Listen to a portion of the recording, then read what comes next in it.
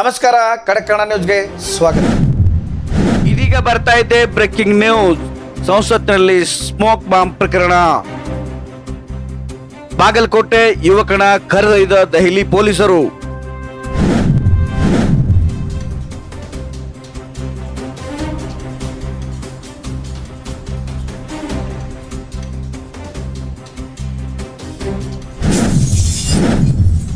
ದೆಹಲಿಯಲ್ಲಿ ನಡೆದ smoke bomb ಪ್ರಕರಣಕ್ಕೆ ಸಂಬಂಧಿಸಿದಂತೆ ಆರೋಪಿ ಕರ್ನಾಟಕದ ಮನೋರಂಜನ್ ಜೊತೆ ಫೋನ್ ಸಂಪರ್ಕದಲ್ಲಿ ಇದ್ದ ಎಂಬ ಮಾಹಿತಿ ಮೇರೆಗೆ ದೆಹಲಿ ಪೊಲೀಸರು ಬಾಗಲಕೋಟೆಯ ಸಾಯಿಕೃಷ್ಣ ಜಗಲಿ ಎಂಬಾತನನ್ನು ವಿಚಾರಣೆಗೆ ದೆಹಲಿಗೆ ಕರೆದೊಯ್ದಿದ್ದಾರೆ.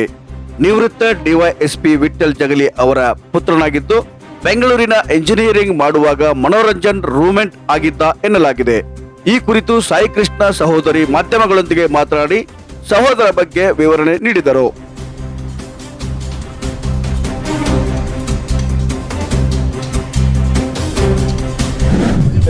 ಅಲ್ಲ, ಎಲ್ಲ ತನಿಖೆಗೂ ತಾವು ಏನ್ ಮಾಡ್ತಾನ ಮಾಡ್ರಿ. ನಾವು ರಾಂಗ್ ತಪ್ಪ ಮಾಡಿಲ್ಲ ಅಂತ ಹೆದ್ರುದ್ರಾಗ ಏನಂದ್ರಿ ಮೇಡಮ್ ಪೊಲೀಸರು ಬಂದು?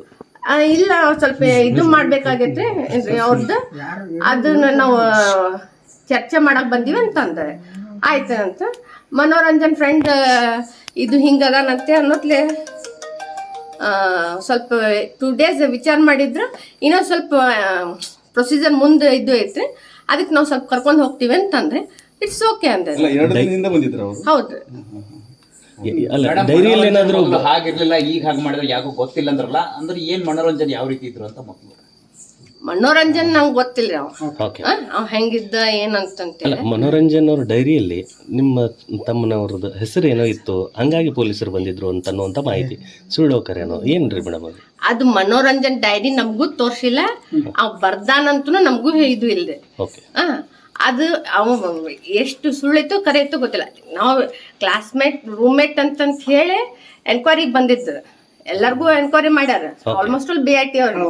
ಅದ್ರೊಳಗೆ ನನ್ನ ತಮ್ಮನು ಅವು ಏನೋ ಬರ್ದಾರ ಅಂತ ಏನೋ ಮೀಡಿಯಾದಾಗ ಬರತೈತಿ, ಆದ್ರೆ ಅದು ಎಲ್ಲೂ ಗೊತ್ತಿಲ್ಲ. ಅದು ಯಾರು ಮನೋರಂಜನ್ ಡೈರಿ ನೋಡಿಲ್ಲ, ಆಮೇಲೆ ನಿಮ್ಗೂ ಸಿಕ್ಕಿಲ್ಲ ಅದು. ಆ ಸಾಯಿ ಕೃಷ್ಣ ಬರ್ದಾನ ಅಂತ ಹೇಳಿ. ನಮ್ಮ ಹೆಸರು ಸ್ಪಂದನಾ ಶೇಖರ್ ಅವ್ರ ಅಂತ ಹೇಳಿ.